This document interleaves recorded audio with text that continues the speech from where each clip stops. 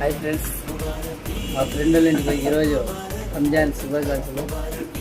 మొత్తం అందరినీ ఫ్రెండ్స్, మా అన్న గారిని, మా అన్నయ్యని, మా అన్నయ్య, మా బావ, ఏటి గారు, అన్నయ్య, ఇంతమందిని పిలిచి ఈరోజు రంజాన్ శుభాకాంక్షలు.